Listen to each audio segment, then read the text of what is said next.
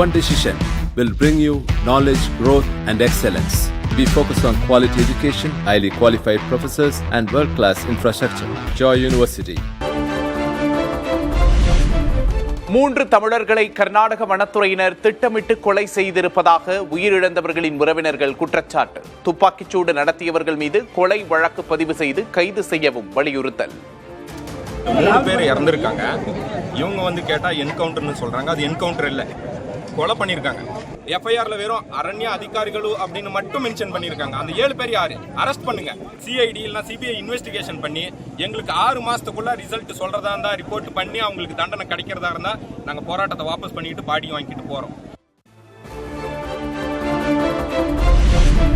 கர்நாடகாவில் தமிழர்கள் சுட்டுக் கொல்லப்பட்டதற்கு முதல்வர் விஜய் கடும் கண்டனம். துப்பாக்கிச்சூடு தொடர்பாக கர்நாடக வனத்துறை கொடுத்த விளக்கம் ஏற்புடையதல்ல என்றும் பதிவு.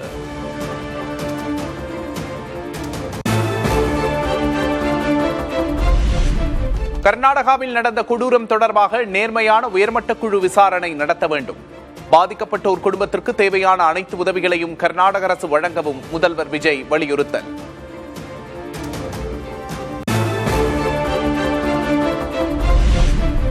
மனித உயிர்கள் மீது எந்த மதிப்புமின்றி கர்நாடகாவில் கொடூர செயல் அரங்கேற்றப்பட்டிருப்பதாக திமுக தலைவர் மு க ஸ்டாலின் குற்றச்சாட்டு.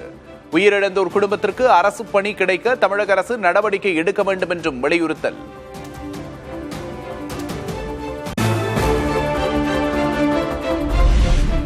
மேகதாது அணை விவகாரத்தில் தமிழகத்தை அச்சுறுத்தும் விதமாக துப்பாக்கிச்சூடு நடத்தப்பட்டிருக்கலாம் என்று தமிழக வாழ்வுரிமை கட்சித் தலைவர் வேல்முருகன் சந்தேகம். கர்நாடக வனத்துறையினர் மீது தகுந்த நடவடிக்கை எடுக்காவிட்டால் பல வீரப்பன்கள் உருவாக நேரிடும் என்றும் எச்சரிக்கை. தமிழர்கள் உயிரெச்சத்திலேயே அண்டை மாநிலம் கர்நாடகத்துக்கு சென்று வரக்கூடிய அவலத்துக்கு தமிழர்கள் தள்ளப்பட்டிருக்கிறோம். திருநாட்டு கொலை வழக்கில் அந்த ஃபாரஸ்டை கைது செய்யணும். அப்படி இல்லை என்றால் பல வீரப்பன்கள் உருவாவாங்க. இது காலத்தின் கட்டாயம், இனிமேல் பொறுக்க முடியாது.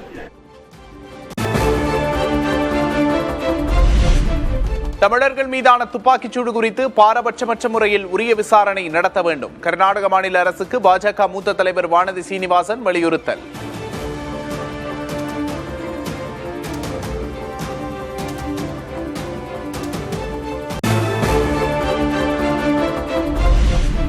கர்நாடகாவில் 3 தமிழர்கள் கொல்லப்பட்டதை கண்டித்து நடந்து வந்த போராட்டம் வாபஸ். இழப்பீடாக 15 லட்சம் அரசிடம் பெற்றுத் தருவதாக ஹனூர் எம்எல்ஏ மஞ்சுநாத் உறுதியளித்ததை அடுத்து கைவிடப்பட்ட போராட்டம்.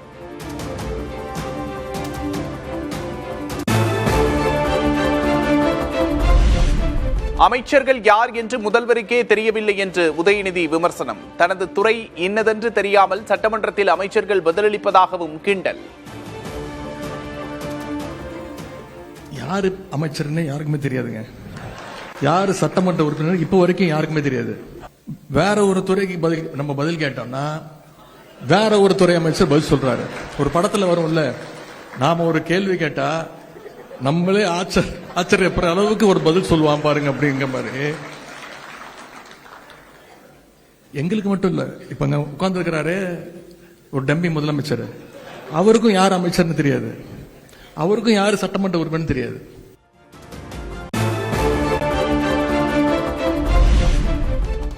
கைது என்னும் பெயரில் மக்கள் வரிப்பணத்தில் சாலை வளம் நடத்தியது தாவேக அரசு. தனது கைதுக்கு பின் பழைய ஃபார்மில் திமுக வந்துவிட்டதாகவும் உதயநிதி ஸ்டாலின் பேச்சு. இப்படி ஒரு ரோட் ஷோ நடத்துறதுக்கு இந்த அரசு நமக்கு எந்த செலவுமே இல்லாம மக்கள் வரி பணத்துல நாம ஒரு ரோட் ஷோ நடத்திருக்கிறோம். தேர்தலுக்கு அப்புறம் கொஞ்சம் சோர்ந்து போயிருந்த நம்முடைய உடன்பிறப்புகள் இந்த டம்மி ஆட்சியாளர்கள் அவங்களுடைய செலவால அவங்க பண்ண வேலையால மறுபடியும் நம்ம பழைய ஃபார்முக்கு உடன்பிறப்புகளா நம்ம இன்னைக்கு திரும்பி இருக்கோம். சுதந்திர தின விழாவில் நடிகை த்ரிஷாவுக்கு முன்வரிசையில் இடம் ஒதுக்கியதன் மூலம் முதல்வர் விஜய் தமிழ்நாட்டுக்கு சொல்லும் செய்தி என்ன? த்ரிஷாவை துணை முதல்வராக்கி விடுவாரோ என்ற அதிர்ச்சியில் தமிழ்நாடு இருப்பதாக ஆர்பி உதயகுமார் விமர்சனம்.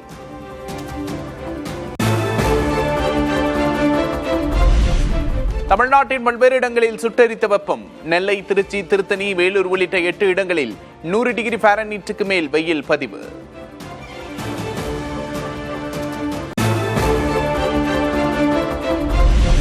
ஆகஸ்ட் 18ஆம் தேதி செங்கல்பட்டு விழுப்புரத்தில் கனமழை பெய்யும் என்று வானிலை ஆய்வு மையம் அறிவிப்பு. ஆகஸ்ட் 19ஆம் தேதி சென்னை, திருவள்ளூர், செங்கல்பட்டு, விழுப்புரம், நீலகிரி மாவட்டங்களில் கனமழைக்கு வாய்ப்பு.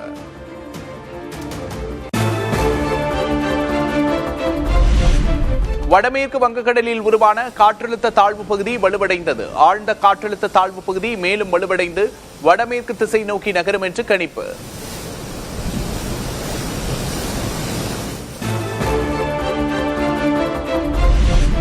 ஆகஸ்ட் 18ஆம் தேதி வரை காற்றின் வேகம் மணிக்கு 40 - 50 கிலோமீட்டர் இருக்கும் என்று வானிலை மையம் கணிப்பு.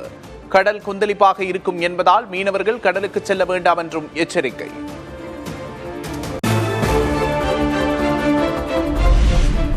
காவிரி நீர் பங்கீடு விவகாரத்தில் தமிழக அரசு, திமுக சார்பில் தாக்கல் செய்யப்பட்ட அவசர மனுக்கள் திங்கட்கிழமை விசாரிக்கிறது உச்சநீதிமன்றம்.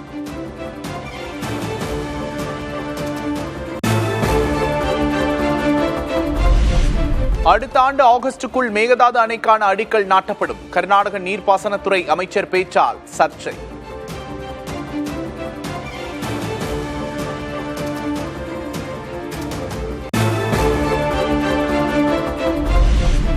காவிரி விவகாரத்தில் பெரும் படை உருவாகும். சீமான், கிருஷ்ணசாமி, வேல்முருகன் கூட்டாக பேட்டி.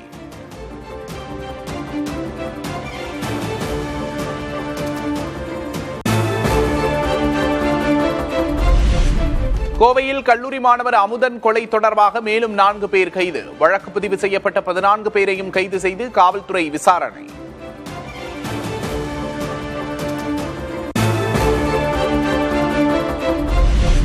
மதுரையில் காவலர்கள் தாக்கியதால் சிவனடியார் உயிரிழந்ததாக புகார். வழக்கை ஆர்டிஓ விசாரணைக்கு மாற்றி மாநகர காவல் ஆணையர் உத்தரவு.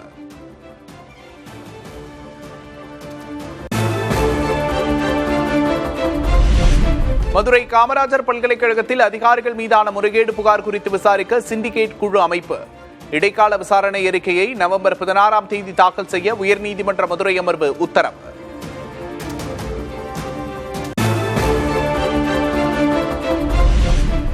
புதிய கிராமப்புற வேலைவாய்ப்பு திட்டத்தின் கீழ் தமிழ்நாட்டில் 500 கோடி ரூபாய் மதிப்பீட்டில் கால்வாய்கள், ஏரி, குளங்கள் புனரமைக்கும் பணி. அமைச்சர்கள், எம்எல்ஏக்கள், பொதுமக்கள் பங்கேற்க அமைச்சர் ஆனந்த் அழைப்பு.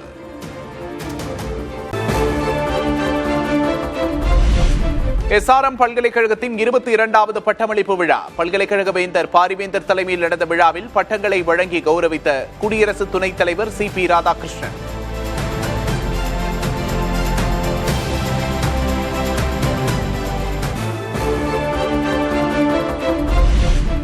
எஸ்ஆர்எம் பல்கலைக்கழக வளாகத்தில் பாரிவேந்தரின் 32 அடி உயர வெண்கல சிலை திறப்பு. பாரிவேந்தரின் கல்வி பணிகளை நினைவுகூரும் வகையில் அமைக்கப்பட்டுள்ள சிலையை திறந்து வைத்தார் குடியரசு துணைத் தலைவர்.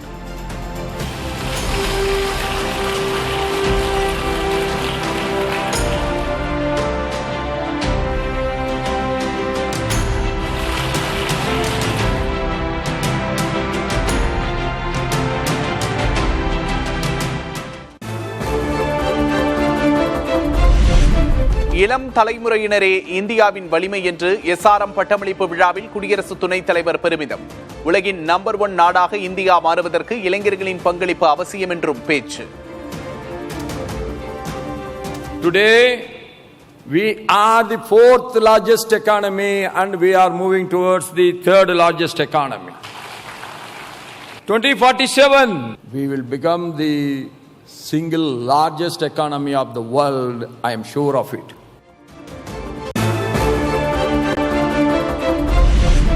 வெளிப்புற சக்திகளின் தூண்டுதலுக்கு ஆளாக வேண்டாம் என்று இளைஞர்களுக்கு துணை குடியரசுத் தலைவர் CP ராதாகிருஷ்ணன் அறிவுரை. உடலுக்கு தீங்கு விளைவிக்கும் பொருட்களை புறக்கணியுங்கள் என்றும் அறிவுறுத்தல். I also urge all of you to always stay away from the menace of drugs and all forms of substances that abuse. We should not get controlled by an external force. Rather, our mind should get controlled by ourselves.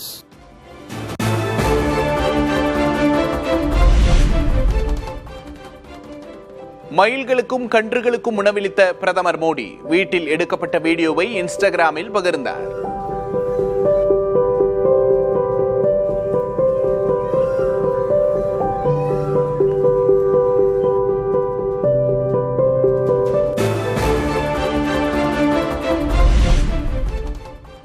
வாக்கு வங்கியை திருப்திப்படுத்துவதற்காக வந்தே மாதரம் பாடலை சோனியா காந்தி அவமதித்ததாக அமைச்சர் அமித்ஷா புகார். நாட்டு மக்களிடம் மன்னிப்பு கோரவும் வலியுறுத்தல்.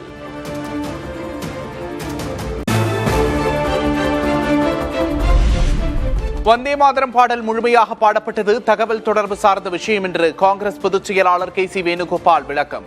உண்மையான பிரச்சனைகளில் இருந்து மக்களின் கவனத்தை திசை திருப்பும் முயற்சியில் பாஜக ஈடுபடுவதாக விமர்சனம்.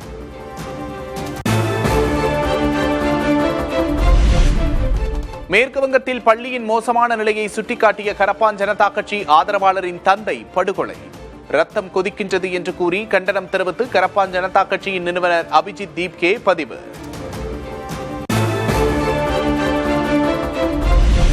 ஹைதராபாத் நல்சார் பல்கலைக்கழக விவகாரத்தில் நிபந்தனையற்ற மன்னிப்பு கோரினார் தேசிய பார் கவுன்சில் தலைவர் மனன்குமார் மிஸ்ரா. மாணவர்கள் வழக்கறிஞர்களாக பதிவு செய்வதை தடுக்கும் உத்தரவையும் திரும்பப் பெற்றார்.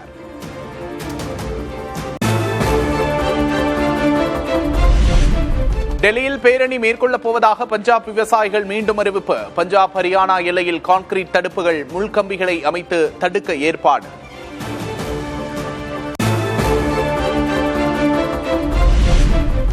இந்தியாவிலேயே தயாரிக்கப்பட்ட திவ்யாஸ்திரா MK3 விமானம் வெற்றிகரமாக சோதனை.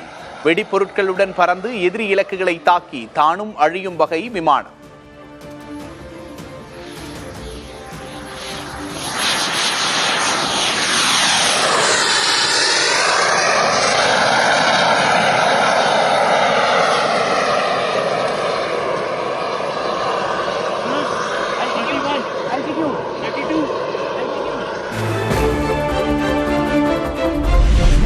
கேரளத்தில் 10 நாட்கள் நடைபெறும் ஓணம் கொண்டாட்டங்களை தொடங்கி வைத்தார் முதல்வர் VT சதீஷன். அலங்கரிக்கப்பட்ட யானைகள் அணிவகுப்போடு நடைபெற்ற வண்ணமிகு ஊர்வலம்.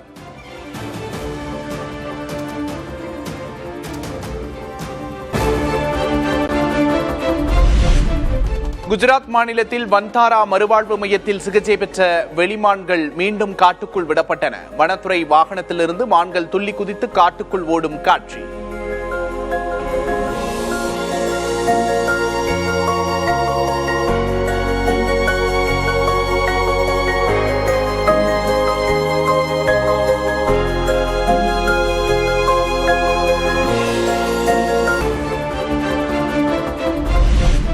தமிழக பட்ஜெட்டை தொடர்ந்து துறை ரீதியிலான மானிய கோரிக்கை விவாதங்கள் திங்கட்கிழமை தொடக்கம். மருத்துவத்துறை, வருவாய், பேரிடர் மேலாண்மை துறை மானிய கோரிக்கையின் மீது விவாதம்.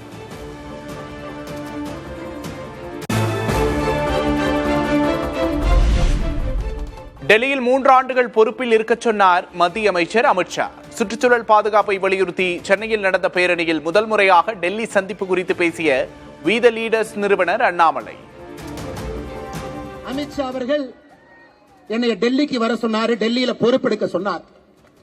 3 ஆண்டுகளுக்கு மேல டெல்லியில் வந்து இருக்க வேண்டும் என்று சொன்ன பொழுது நமக்கு அது ஒத்து வராதுங்க ஐயா, நான் தமிழ்நாட்டில் இருந்துக்கிறேன், நமக்கு அது வேண்டாங்க ஐயா, நான் இங்கேயே சின்னமா பாவமா இங்கேயே மக்கள் சேவை பண்ணிக்கிட்டு நம்முடைய நண்பர்களோடு சகோதரர்களோடு இங்கேயே இருந்துக்கிறேன். எம்எல்ஏக்களை தங்கள் பக்கம் இழுத்து ஆட்சியை பிடிக்க எதிர்க்கட்சிகள் திட்டம் என அண்ணாமலை குற்றச்சாட்டு. அட்ஜஸ்ட்மெண்ட் அரசியலை விட்டுவிட்டு மக்களுக்காக எதிர்க்கட்சிகள் அரசியல் செய்ய வேண்டும் என்றும் வலியுறுத்தல். எப்படியாவது இந்த ஆளுங்கட்சியை கவுத்து ஆட்சிக்கு வர வேண்டும் என்பதுதான் எதிர்க்கட்சிகள் செய்யக்கூடிய அரசியலா இருக்கு. அதுக்கு ஆபரேஷன் மெகாலயான்னு ஒரு பேரு, புள்ள உடிக்கிற மாதிரி 10 எம்எல்ஏ பிடிச்சிட்டு வாங்க, அவங்கள சபாநாயகரின் மீது நம்பிக்கையில்லா தீர்மானத்தை கொண்டு போங்க, அதுல ஆட்சியை கவலைங்க ஐயா. தப்பா ஆட்சி பண்ணா ஆட்சியை கவலைப்புங்க ஐயா. 1 வருஷம் எல்லாரும் நேரம் கொடுங்க.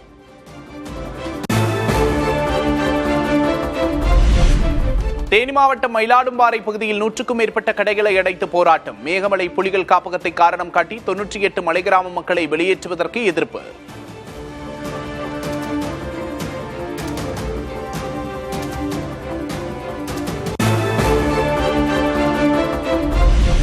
மேகமலை புலிகள் காப்பக விவகாரத்தில் தமிழ்நாடு அரசு மறுசீராய்வு மனு தாக்கல் செய்ய ஆண்டிப்பட்டி திமுக எம்எல்ஏ மகாராஜன் வலியுறுத்தல்.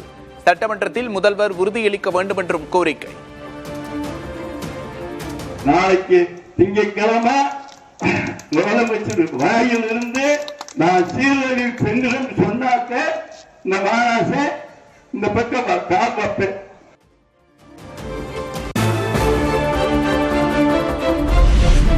வார விடுமுறை காரணமாக சுற்றுலா தலங்களில் குவிந்த மக்கள் இயற்கை அழகை கண்டு ரசித்தும் படகு சவாரி செய்தும் உற்சாகம்.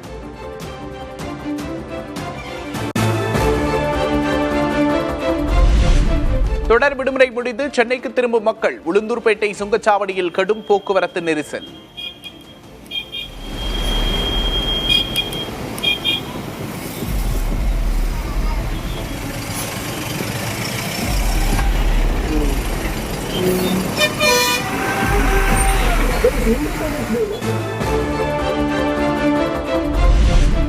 புதுக்கோட்டை மாவட்டம் கந்தர்வக்கோட்டை அருகே சமண திருத்தங்கர் சிலை கண்டெடுப்பு.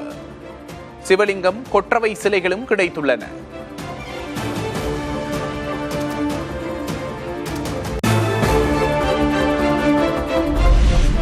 H1N1 இன்ஃபுளுயன்சா காய்ச்சல் பரவல் சென்னையில் முன்கூட்டியே தொடக்கம். குளிர்காலத்தில் பரவும் காய்ச்சல் சில மாதங்களுக்கு முன்பே தொடங்கிவிட்டதாக மருத்துவர்கள் தகவல்.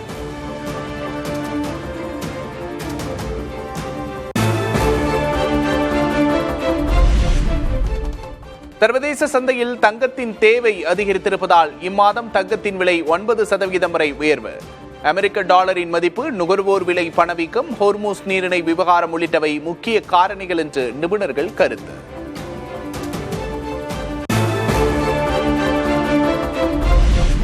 வீட்டு சமையல் எரிவாயு சிலிண்டர் வாடிக்கையாளர்கள் EKYC ஆவணம் சமர்ப்பிப்பதற்கான அவகாசம் 23ஆம் தேதி வரை நீட்டிப்பு. எண்ணெய் நிறுவனங்களின் மொபைல் செயலி மூலம் தங்களது விவரங்களை பதிவு செய்ய அறிவுறுத்தல்.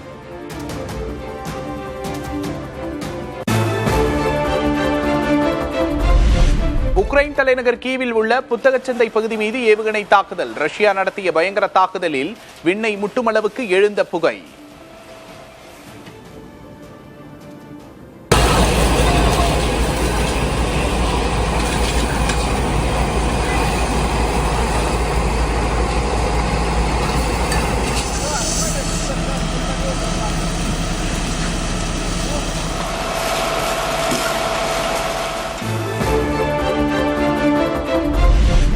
அமெரிக்காவின் இண்டியானா மாநிலத்தில் பலத்த மழையை தொடர்ந்து ஏற்பட்ட வெள்ளத்தால் 6 பேர் உயிரிழப்பு. வீடுகள், வாகனங்கள் பாதிக்கப்பட்ட நிலையில் சூழலை சமாளிக்க அவசர நிலையை பிரகடனப்படுத்த அதிபர் டிரம்ப் ஒப்புதல்.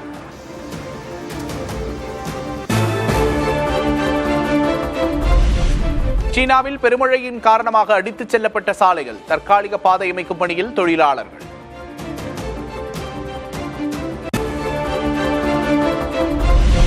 இந்தோனேஷியாவில் நிலநடுக்கத்தால் உயிரிழந்தோரின் எண்ணிக்கை 50ஐ கடந்தது. இடிபாடுகளில் சிக்கியவர்களை மீட்கும் பணி தொடர்ந்து தீவிரம்.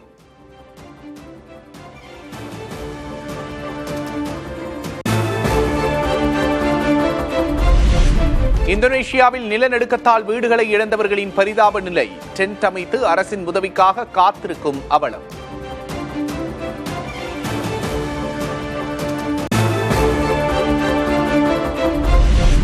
ஓடுதளத்திலேயே விபத்துக்குள்ளான வியட்நாம் ஏர்லைன்ஸ் விமானம். ஜெர்மனியின் மியூனிச்சில் இருந்து ஹனோய் புறப்படும் போது ஓடுதளத்தில் மோதிய டயர்கள்.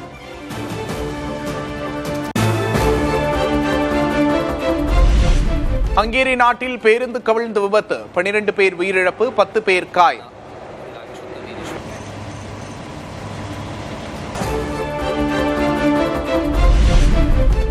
மீன்பிடி தடைக்காலம் முடிந்த நிலையில் பணியை தொடங்கிய மீனவர்கள். ஒரே நேரத்தில் கடலுக்கு புறப்பட்ட நூற்றுக்கணக்கான படகுகள்.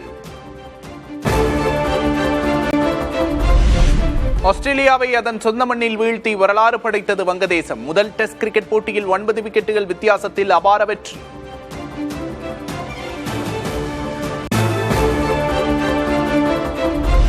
இலங்கை அணிக்கு எதிரான முதல் டெஸ்டில் 167 ரன்கள் குவித்து ஆட்டமிழந்தார் தேவ்தத் படிக்கல். 2வது நாள் ஆட்ட நேர முடிவில் 9 விக்கெட் இழப்புக்கு 460 ரன்கள் குவித்தது இந்தியா.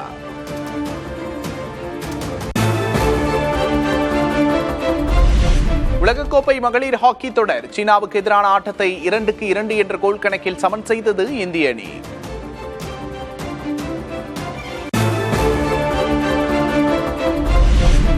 இங்கிலாந்தில் நடைபெறும் கம்யூனிட்டி ஷீல்டு கால்பந்து போட்டி. மான்செஸ்டர் சிட்டி அணியை 3-0 என்ற கோல் கணக்கில் வீழ்த்தியது ஆர்சனல் அணி.